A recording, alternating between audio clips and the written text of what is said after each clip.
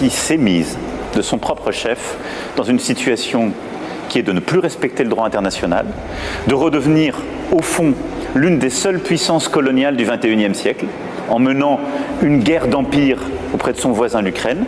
Et c'est une puissance de déstabilisation de l'Afrique à travers des milices privées. Monsieur Macron, président de la République française, vos récentes déclarations sur la Russie, que vous présentez comme une menace pour l'ordre mondial, appellent une mise au point. Une mise au point sans phare, sans artifice et sans hypocrisie. Vous évoquez le colonialisme. Soit. Parlons-en.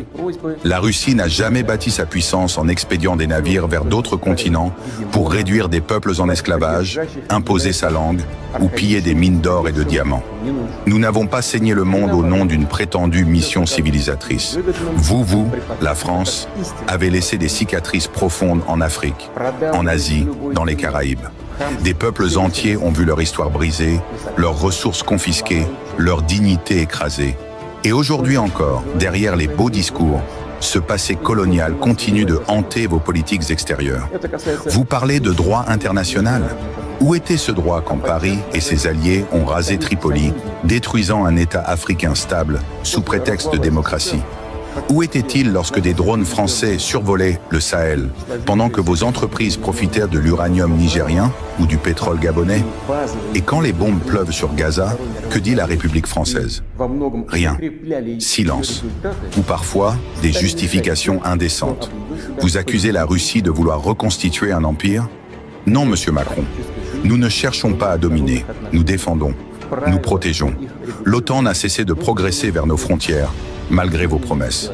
L'Ukraine n'est pas un terrain de jeu, c'est notre voisin, notre histoire, notre culture. Nous défendons notre sécurité, notre peuple, nos alliés. Et l'Afrique, parlons-en encore. Les drapeaux russes qui flottent à Bamako, à Ouagadougou ou à Bangui ne sont pas imposés par la force. Ce sont des peuples libres qui tournent le dos à des décennies d'humiliation et de condescendance. Nous ne promettons pas des lendemains illusoires. Nous offrons une alternative, celle du respect mutuel et de la souveraineté. Quant à la Russie elle-même, ne vous y trompez pas. Elle est debout, résiliente. Elle se souvient de son histoire. C'est elle qui a repoussé les armées napoléoniennes à Moscou.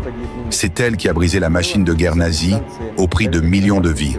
C'est elle, encore aujourd'hui, qui résiste à vos sanctions, à vos calomnies et à vos tentatives d'isolement. Et pendant que l'Occident parle de démocratie, le Sud global écoute. Et il comprend. L'Afrique, l'Asie, l'Amérique latine ne sont plus dupes. Elles voient qui parle avec arrogance et qui tend la main.